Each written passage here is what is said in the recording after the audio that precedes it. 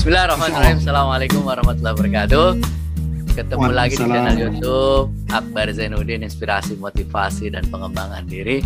Masih dalam seri Ramadan dari mancanegara. Kali ini kita akan ke Eropa Timur, ya, berbatasan konflik Rusia Ukraine.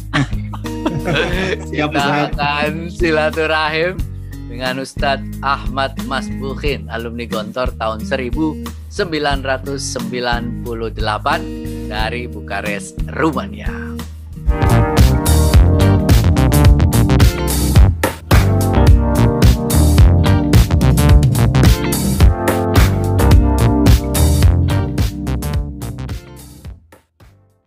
Assalamualaikum Ustadz Masbuhin. Waalaikumsalam Ustadz Akbar. Tasyarofna, kami sangat terhormat sekali ini bisa bergabung dan diundang oleh Ustadz. Syukron, jazakumullah khairan. Alhamdulillah. Ayo khidmah Ustadz, apa yang bisa dibantu nih? Apa yang bisa di-share nih? Kita flashback ke Gontor dulu ya. Antum dulu masuk Gontor tahun berapa, keluar tahun berapa Ustadz? Kami masuk Gontor 94 Ustadz. Kemudian 94, keluar ya? 98. 98. Dari ngambilnya lulus SMP negeri, kemudian ngambil tajribi. Dulu kita masih tajribi, bukan taksifi. Oke. Iya, 4 tahun di Gontor dan alhamdulillah husnul khotimah. Alhamdulillah. Ayo nggak pernah makhluk. Anak Kismul Idaroh, jadi ADM. Oh, jadi ADM, ya? sejak kelas 5 kami pas kelas 5 Kismul Idaroh. Bahkan ketika ngabdi di Gontor, kaman Kismul Idaroh. Jadi udah syab'an. Ma yata'allaq bil fulus. Min wajhi insan murattab. Oh, la. Syirir qalil. Syirir qalil. Ngabdi di mana, Ustaz? Di Gontor 1. Ngabdi di Gontor. Ya? Jadi di Gontor, yaitu dulu masuk ke Kismul Idaroh bersama Ustadz Adif Wadi. Ustadz Adif Wadi ya. Ya, tapi kan nasibnya berbeda. Kalau beliau memang soro kiai, nanu soro insan adifakot. Ya. Siap Ustaz.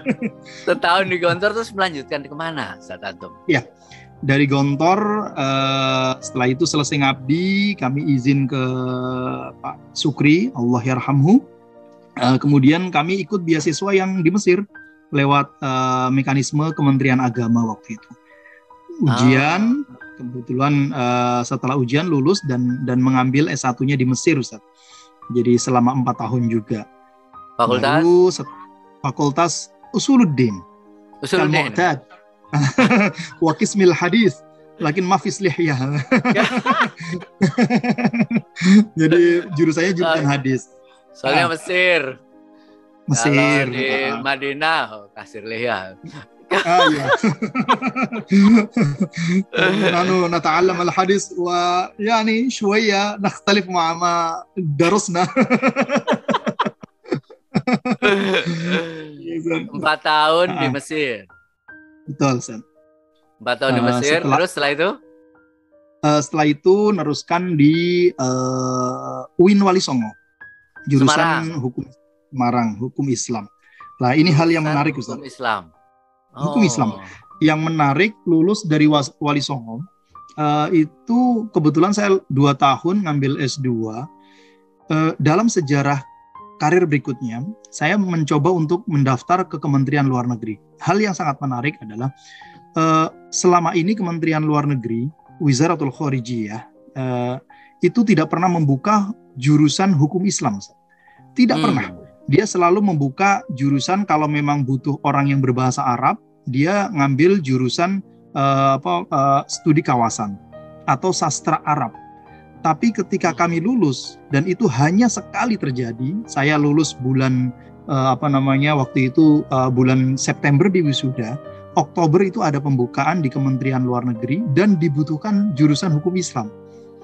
Dan akhirnya alhamdulillah udah takdir filauhil mahfuz Itu akhirnya masuk ke Kementerian Luar Negeri. Dan yang unik lagi, setelah itu jurusan itu tidak pernah dibuka lagi. Dan nggak pernah, mungkin menyesal mendapatkan saya kan. Tapi yang lebih unik lagi, jadi waktu itu jurusan hukum Islam dibutuhkan untuk S2-nya cuma 1 orang.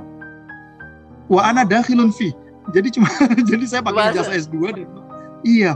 Jadi kalau berbicara hidup memang berbicara takdir, ternyata kita jalani saja yang terbaik yang saat itu yang ada, dan seakan-akan makanya saya berpikir mungkin udah takdirnya di situ. Kementerian Luar Negeri membuka jurusan hukum Islam S2 cuma 1 orang, dan yang masuk S2 1 orang itu kami termasuk yang masuk di situ. Jadi ini faktor luck juga, artinya takdir lah. Kalau luck enggak lah, takdir dari Allah. Jadi merdeka saja Ustaz, itu yang saya rasakan. Lalu antum masuk ke Kementerian Luar Negeri. Betul. Jadi pegawai. Padahal Ustaz Trimurti nggak boleh, jangan jadi PNS. Anak jadi PNS sekarang. Kan dalam konteks dulu itu. Siap Ustaz. Ya. Terus di PNS kegiatannya apa, Ustaz? Antum di Kementerian Luar Negeri itu? Iya, kalau diplomasi itu sebenarnya apa semua yang ada di pondok itulah diplomasi. Karena kan fungsi diplomat yang pertama salah satunya adalah negotiating. Jadi bernegosiasi. Khalas daiman negosiasi fil ma'had. Jadi merayu orang, dalam tanda ini adalah meyakinkan, convincing orang untuk mengikuti apa yang kita inginkan. Saya kira organisasi di pondok sudah sangat cukup untuk mendidik kita bernegosiasi. Kemudian promoting, mempromosikan Indonesia yang banyak sekali. Kita terbiasa dengan drama arena, kemudian tamsil masrohi dan lain sebagainya. Itu part of our promoting. Jadi soft diplomacy, diplomasi budaya dan lain sebagainya. Kemudian yang paling penting adalah public speaking-nya, Ustaz. Itu yang saya rasakan sangat dominan. Karena kerjaan diplomat kan kerjaan berbicara. Bagaimana cara meyakinkan orang sehingga orang itu yakin dengan apa yang kita sampaikan. Dan ternyata public speaking yang ada di Gontor itu kuncinya. It's the key of success untuk teman-teman Gontor adalah public speaking. Yahanu ya'rif.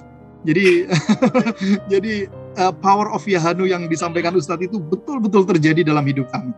Jadi bayangkan Ustadz, ketika masuk Kementerian Luar Negeri, itu saya jurusan S1 Hadis, S2 Hukum Islam. Seluruh materi yang ditanyakan oleh penguji itu tentang PBB, tentang ASEAN, tentang Uni Eropa, tentang konstelasi politik global, which is saya sendiri kan nggak pernah baca itu. Tapi karena udahlah pede saja. Sampai saya masih ingat sekali kata-kata pengujinya. Waktu itu ada 3 orang penguji, duta besar, direktur dan lain sebagainya. Itu terakhir ketika menerima kami menjadi diplomat, itu kata-katanya masih ingat sekali. Mas Buhin, kamu sebenarnya saya tahu banyak yang tidak bisa menjawab. Tapi saya suka gaya kamu meyakinkan saya. Kata-kata itu inspiring sekali. Jadi udah berlagu seakan-akan kita tahu, karena diplomat kan meyakinkan orang walaupun secara substansi mungkin kan kita bisa baca sebenarnya. Tapi the way to convince others, untuk meyakinkan orang dengan apa yang kita bicarakan, ternyata itu kunci. Dan itu sebenarnya bukan belajar di Kairo, bukan belajar di UIN, tetapi belajarnya justru di Soroha, di Ma'had Al-Asri Darussalam Gontor. Luar biasa ya. Ada berapa tes pas di waktu itu? Ada 7 tahapan. Memang sangat 7 tahapan. Pesertanya waktu zaman kami 14.000, yang diambil 80 orang. Kemudian dari bahasa Arab ada 4 orang, yang 3 orang S1 dan 1 orang S2. Itu ketika Antum satir kadzalik ya? Musyatir. Tadi itu Ustaz. Jadi ternyata hidup itu bukan masalah kepintaran. Ternyata memang tadi interpersonal dan public speaking itu yang mungkin bagi teman-teman yang nonton channel ini dan punya putra-putri di Gontor, public speaking mungkin perlu diperkuat. Memang kuncinya di situ. Fatopan lughah Ustaz. Al-lughah tajul ma'had hadza sahih. Ya. Wawancara pakai bahasa apa? Both language, jadi pakai bahasa Inggris, wabil lughal arabiyyah. Jadi memang dua, karena pilihannya bahasa Inggris memang wajib Ustadz, tapi nanti setelah lulus tahap pertama ujian tulis pakai bahasa Inggris, kita diarahkan untuk memilih bahasa lain, bahasa PBB. Dari 9 bahasa itu, bahasa internasional itu ada Inggris, Rusia, Korea, kemudian Spanyol, dan lain sebagainya. Saya mengambil second language-nya bahasa Inggris. Jadi nanti ada ujian, iya. Berbahasa Inggris yang pertama, yang kedua boleh milih gitu. Bahasa boleh apa milih gitu? Bahasa PBB, harus bahasa PBB ya. Iya, nggak boleh bahasa Urdu, itu nggak boleh, karena nggak dipakai di dunia. Nggak boleh satu. Itu ambil bahasa Arab. Penempatan sudah di mana aja berarti, Ustaz? Pertama dulu ketika pendidikan kami internship, dimagangkan 3 bulan. Kami kebetulan magang 3 bulan di Ottawa, Kanada. Jadi setelah lulus jadi diplomat, kemudian pendidikan diplomatik, dikirim ke Ottawa, Kanada selama 3 bulan. Setelah itu ditarik ke Jakarta 3 tahun, kemudian dikirim ke Jeddah, Arab Saudi. Setelah itu 3 tahun di Arab Saudi, ditarik lagi ke Jakarta, dan saat ini di Rumania, di Bukares, Rumania. Seperti itu, Ustaz. Jadi udah alhamdulillah udah mulai dari benua Amerika, kemudian Middle East, saat ini di Eropa. Untuk kedepannya, wallahu a'lam bishawab, mau kemana? Ustaz, yang disebut diplomat itu semua orang yang ada di Kementerian Luar Negeri atau bagaimana, Ustaz? Oh enggak, Ustaz. Jadi untuk diplomat itu salah satu bagian dari Kementerian Luar Negeri. Jadi Kementerian Luar Negeri itu ada diplomatnya. Jadi formasinya ada yang jadi diplomat, sekitar 3.000 orang diplomat di seluruh Indonesia, artinya di Kementerian Luar Negeri. Kemudian ada yang namanya PDDN, Pejabat Dinas Dalam Negeri. Jadi ada yang di dalam negeri, di Kementerian Luar Negeri itu ada yang stay di sana untuk mensupport para diplomat. Lah itu ada yang di sana. Kemudian ada lagi, ada 2 lagi. Yang pertama Pranata ke Kanselerai, itu bagian bendahara. Itu ada di Kementerian Luar Negeri, nanti dikirim juga ke luar negeri untuk mendukung, namanya supporting unit, mendukung para diplomat bekerja. Dan yang terakhir, yang sangat penting juga adalah Pranata informasi diplomatik. Jadi orang-orang yang pintar tentang sandi. Kalau diplomasi dulu pakai sandi dan lain sebagainya. Lah, bagian dari kami, tugas diplomasi, kami membuat reporting, laporan tentang negara akreditasi, negara tempat kita tinggal, kemudian dilaporkan secara rahasia oleh pejabat itu. Yang saya sendiri tidak tahu bagaimana cara mereka menyampaikan secara rahasia, karena memang ada aturan mainnya. Kalau dalam perang kan dulu pakai sandi-sandi, morfo, yang pakai titik dan lain sebagainya. Kalau sekarang saya kira lebih canggih dari itu. Tapi toh Amerika mampu membobol itu kok. Atau muskilah. Siap. Ada KBRI, ada KJRI. Itu apa bedanya, Ustaz? Iya, kalau KBRI itu Kedutaan Besar Republik Indonesia, itu biasanya berada di headquarter, dipimpin oleh duta besar yang diangkat langsung oleh Bapak Presiden sebagai representing. Jadi duta besar itu mewakili diri dari Presiden. Di samping mewakili negara, duta besar juga mewakili personal daripada Presiden.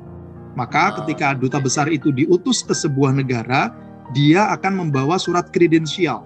Kredensial itu seperti surat bahwa saya, Presiden, mewakilkan kepada si A sebagai duta besar untuk tinggal mewakili hubungan diplomatik di negara setempat. Jadi mewakili personal daripada Presiden.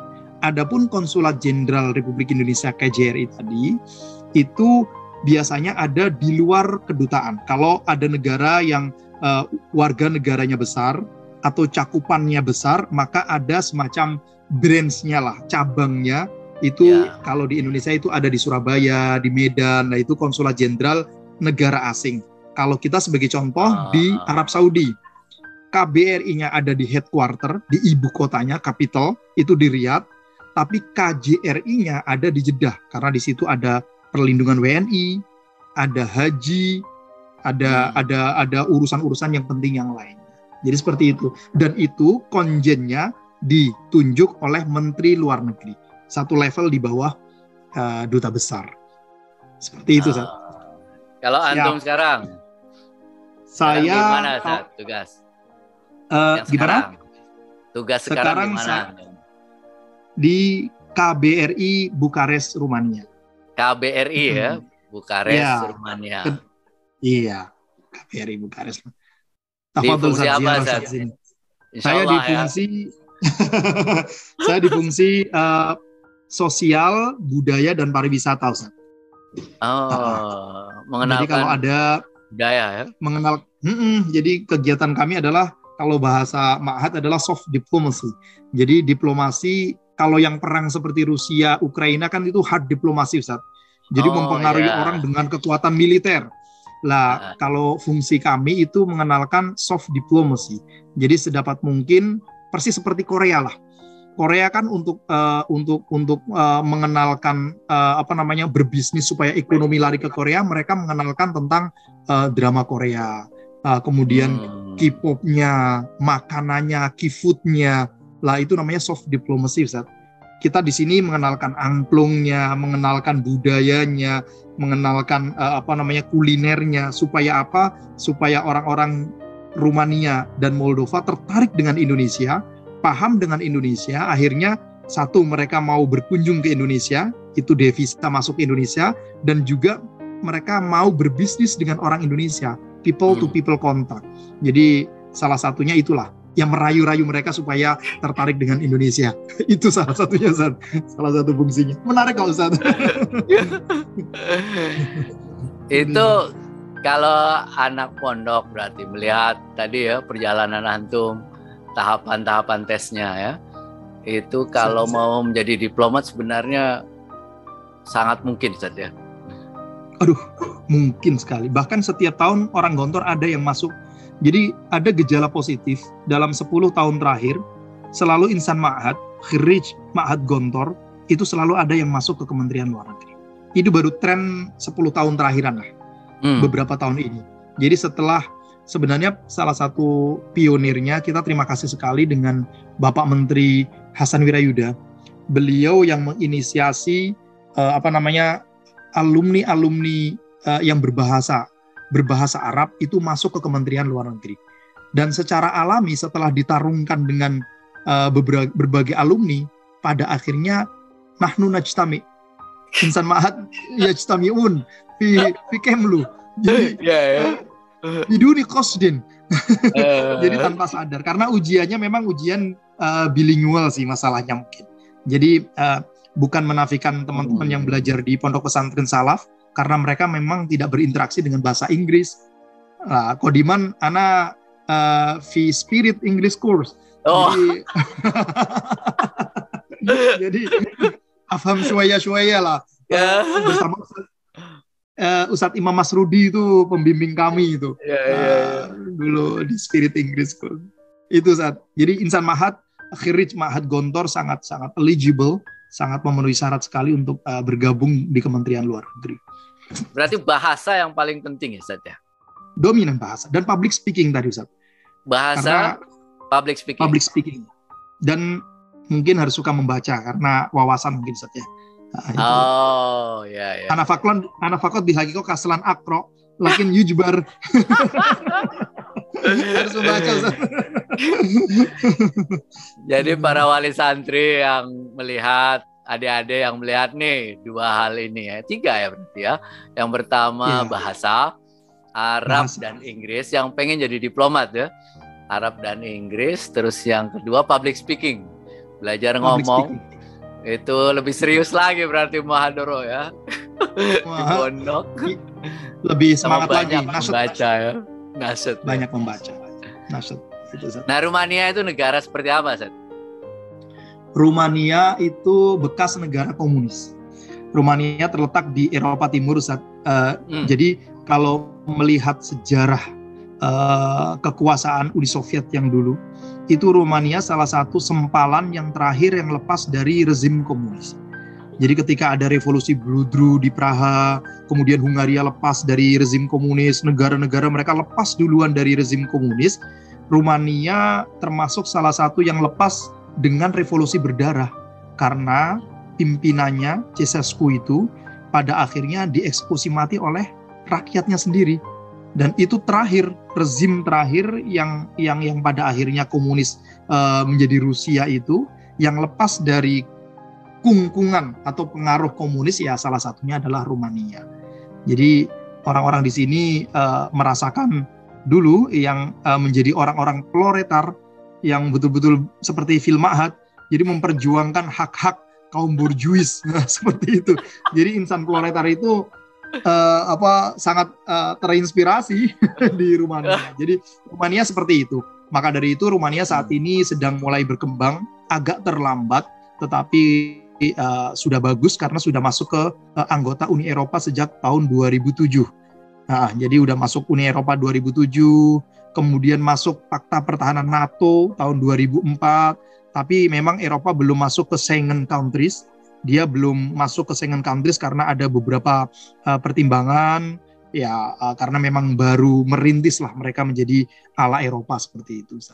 Agama itu gimana, Zat? Agama karena pengaruh Rusia sangat dominan, maka Kristen Ortodok yang paling banyak. Kalau antum mendengar Kristen Ortodok, di sini kiblatnya ke Rusia, itu kalau pagi atau mereka mendendangkan pujian-pujian itu seperti orang sholawatan, Ustaz. Jadi persis seperti orang sholawatan. Jadi kalau kita nggak pernah paham itu, dikira orang lagi sholawat di gereja-gereja itu. Dendangannya mirip, kemudian kubah-kubahnya itu semuanya hampir kubah ala Indonesia. Cuma di ujungnya itu bukan gambar bintang dan bulan, tapi mereka salib. Tapi bentuk-bentuknya sama persis, bentuk-bentuk kubah di Indonesia. Mayoritas 81% itu Kristen Ortodok, 6% Katolik, 6% Protestan, dan sisanya Muslim dan yang lain sebagainya itu hanya 1,something%. Jadi tidak begitu banyak. Di mana kaum Muslimin itu biasa tinggalnya? Muslimin terkonsentrasi nggak? Ada, karena masuknya Islam kan, nah itu jasa faidah daripada musibah yang ada. Jadi Uni Soviet, Rusia itu kan menekan orang-orang Crimea, Crimea dan lain sebagainya. Akhirnya orang-orang Crimea, Tartar, bangsa Tatars. Kalau antum buka itu literasi itu ada Tatars, yang itu baik dari Crimea, dari Kazan, itu akhirnya tertekan dan lari ke negara-negara yang masuk ke wilayah Turki Utsmani.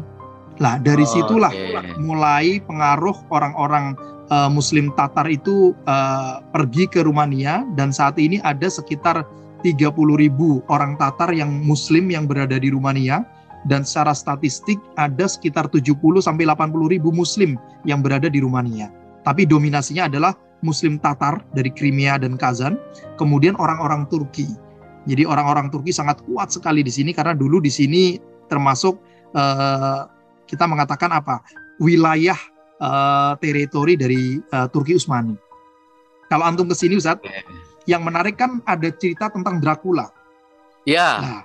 Nah, Vlad Tepes yang ketiga. Itu kalau mitosnya orang Rumania itu, Dracula itu kan simbol penentangan terhadap Turki Utsmani waktu itu. Jadi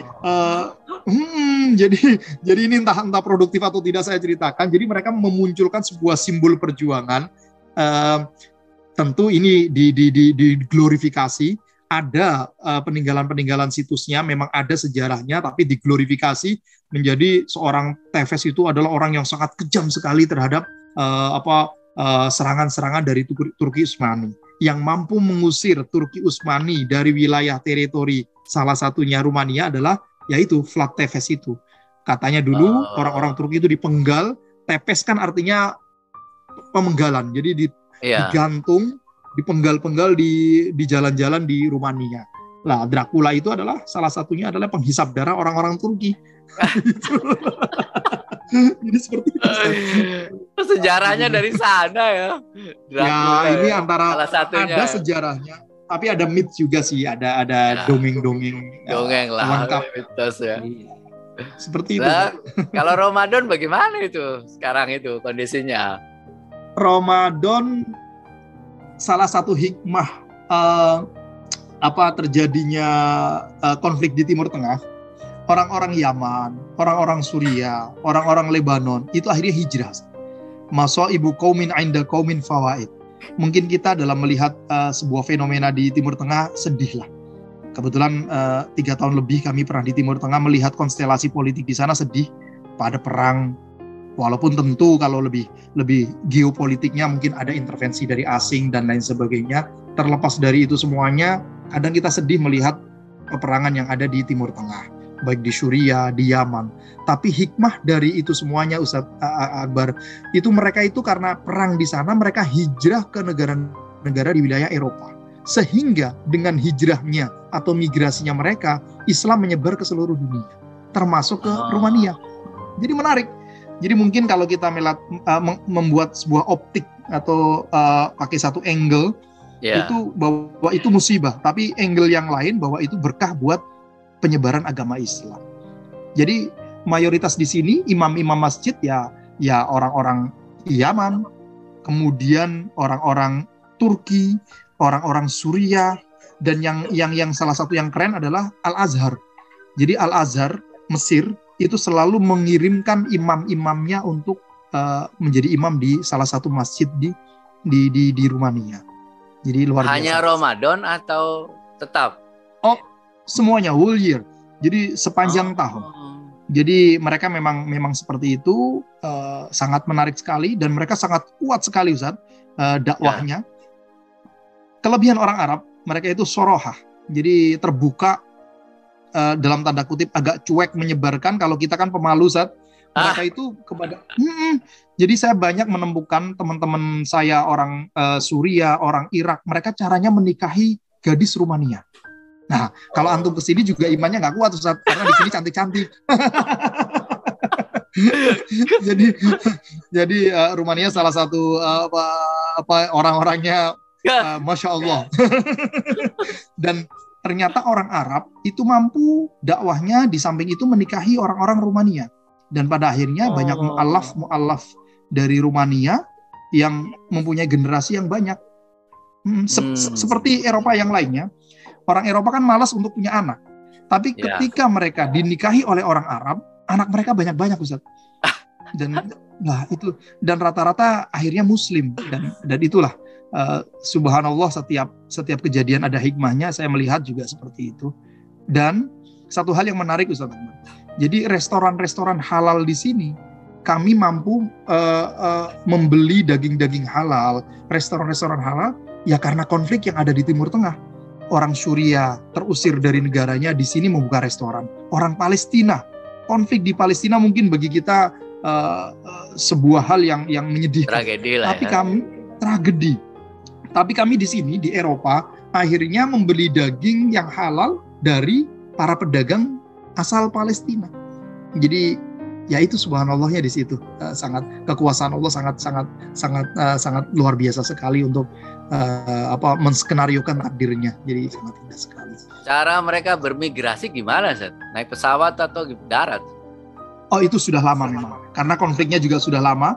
Tapi memang Rumania salah satu negara yang sangat welcome, termasuk yang welcome dengan para refugees lah, kita katakan seperti itu. Jadi mereka ada yang lewat darat, lewat Spanyol. Kalau antum mengikuti eksodus mulai dari Afrika, Middle East, itu lewat Spanyol, lewat Italia yang berbatasan dengan Laut Mediterania, itu kan banyak sekali lewat kapal. Seperti itu, Ustaz. Ada yang memang terbang juga banyak, tapi pada akhirnya mereka membentuk komunitas yang sangat solid dan saat ini mempengaruhi dan membuat warna tersendiri buat Muslim di Eropa secara umum. Termasuk masjid banyak, Ustaz. Di Bukares? Di Bukares ada puluhan. Di Rumania ada 77 masjid. 77, sangat banyak. Kemudian yang lebih menarik adalah kita punya mufti di sini. Muftinya orang Tartar. Kebetulan saya sangat akrab dengan beliau. Namanya Dr. Yusuf Murad. Berada di Konstanza. beberapa kali kita ketemu dan berbicara panjang tentang Islam di Rumania. Dan mufti yang ini salah satu plus Rumania itu, mufti yang ada, mufti Islam itu diberi paspor diplomatik, paspor hitam. Artinya ada kekebalan diplomatik di situ. Kemudian yang lebih menarik lagi, dari 77 masjid itu dalam statistik mereka itu ada 35 imam. Dan imam, kemudian muadzin, kemudian khotib itu dibayar oleh pemerintah. Negara yang sangat sekuler, negara yang di bawah 25 tahun lebih di bawah rezim komunis, dan baru lepas tahun 90-an, tetapi mempunyai prinsip untuk mensupport para imam, para khotib dan muadzin itu dengan gaji bulanan. Saya sempat mau nanyain berapa gajinya, cuma saya nggak enak waktu itu. Tapi mereka supported by the government of Romania untuk kehidupan mereka. Jadi sangat nyaman sekali mereka. Itu salah satu plusnya sih. Jadi rame dong ya Ramadan di lumayan. sana itu. Buka puasa ada. Kemudian ya lumayan sekali buka puasa bersama setiap hari Ustaz, di masjid-masjid itu ada. Jadi makanannya tentu makanan Turki dan makanan Arab. Jadi tidak ada bedanya. Lagi-lagi nasi mandi. Nasi kebuli. Halal. Sama ya? Makanan Arabnya sama ya? Sama, karena ya itu orang Rumania yang masuk Islam kan dinikahin orang Arab. Akhirnya mereka masak masakan Arab juga. Cuma nampaknya dakwah orang Indonesia gagal saat Muslim Indonesia itu nggak berani nikahin orang Rumania. Jadi memang kurang tidak sehebat orang Arab untuk berdakwah Islam namanya. Perlu ada promosi besar-besaran itu. Kelihatannya antum bisa menjadi ketuanya. Saya kira menarik juga itu. Menarik. Nikahi orang-orang Rumania gitu ya untuk berdakwah. Tapi nanti efeknya dua. Kita yang mengajak mereka atau kita yang diajak mereka. Itu yang repot. Nah, mazhab di sana kebanyakan apa, Ustaz? Dari sisi fikih. Kalau Tatars itu kan sempalan dari Crimea, Rusia, Asia sebelah berdekatan dengan Turki. Itu kan Hanafi sih. Majority ya? Hanafi. Tapi karena ada pendatang dari Yaman, dari Suriah, akhirnya Syafi'i juga berkembang. Saya melihat itu kentara sekali. Syafi'i juga udah mulai masuk. Bahkan untuk sholat taraweh mereka 11 rakaat. Kalau Hanafi kan kenceng dengan 20 rakaat, tapi ternyata mereka 11 rakaat seperti Muhammadiyah. Jadi gaya Muhammadiyah ada di wilayah-wilayah sini secara majority. Ini kembali ke pengalaman antum jadi diplomat tuh. Yang paling negara kan ada beberapa nih. Apa sih enaknya itu jadi diplomat itu? Banyak teman. Karena kita banyak teman. Networking itu salah satu yang diajarkan Ustaz. Falyasil rahimah itu betul-betul ternyata penting sekali. Karena setiap negara di mana kita bertugas tentu kita mempunyai teman yang baru. Baik warga negara Indonesia yang di negara akreditasi, negara kita bertugas, atau jejaring kita negara-negara asing. Itu pasti ada teman-teman yang baru yang kita temui. Itu salah satu hal yang menarik. Cuma memang yang agak menjadi tantangan adalah masalah keluarga, Ustaz. Karena setiap 3 tahun kami pindah, moving from one country to another. Jadi dari satu negara ke negara yang lain, tentu tantangannya adalah tantangan keluarga. Karena seperti saya, kebetulan dititipin Allah banyak anak saya 6 Ustaz. Jadi harus pindah dari satu negara ke negara yang lain. Dan itu tidak mudah karena pindah dari satu sekolah ke sekolah yang lain. Jadi itu salah satu tantangan yang saya rasakan. Tetapi pengalaman seru karena kita banyak melihat peradaban, dan itu saya kira pengkayaan hasanah intelektual kita untuk lebih matang dalam berdakwah seperti itu. Kalau di Rumania berapa jam puasa, Seth? Puasa kita 15 jam, Seth. 15 ya? Begitu berat sih. Karena sekarang kita udah springtime, maksimal yang pernah terjadi di Rumania itu 18 jam ketika summertime. Kalau sekarang kebetulan 15 jam dari jam 5 jam 4 kurang lah, hampir jam 4 sampai jam 8. Ya, sekitar itu. Jam 8 malam kita jam 8 lebih baru ini isyaknya isyaknya jam 10 Ustaz. Pernah isya jam 11 malam, pernah subuh itu jam 3 pagi. Jadi kita baru merem sedikit udah langsung sahur. Itu tantangan juga, tapi kalau udah Ramadan kan kita hatinya senang. Jadi jam kerja berapa jam? Jam kerja standar seluruh dunia kita 8 jam. Oh, 8 jam. Jadi untuk jam kerja standar dunia untuk Indonesia kita 8 hours working. Jadi betul-betul working hours-nya adalah 8 jam. Seperti biasa. Seperti di Indonesia juga sama. Ya. Terakhir nih, Ustaz.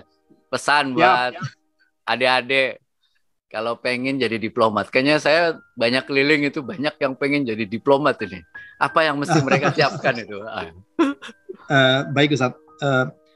Pertama mungkin karena kita alumni Gontor. Jadi prinsip pertama, prinsip Pak Kiai, fi ayyi ardin tato fa anta mas'ul an islamiha. Itu nggak bisa dilepas dari hati kita. Bukan hanya dari lisan kita, tapi dari hati kita dan dari mindset kita berpikir. Kemudian pesan dari kami, karena saya pribadi alumni Al-Azhar Kairo, itu kata-kata yang sangat impresif yang sampai saat ini menjadi bekal adalah anta da'i qabla kulli syai'. Kamu adalah seorang dai sebelum kamu jadi apa-apa. Jadi apapun profesi kamu, utamakan dan sadari bahwa kamu adalah seorang dai dulu. Seorang diplomat adalah profesi kedua setelah menjadi dai. Menjadi guru adalah profesi kedua setelah menjadi dai.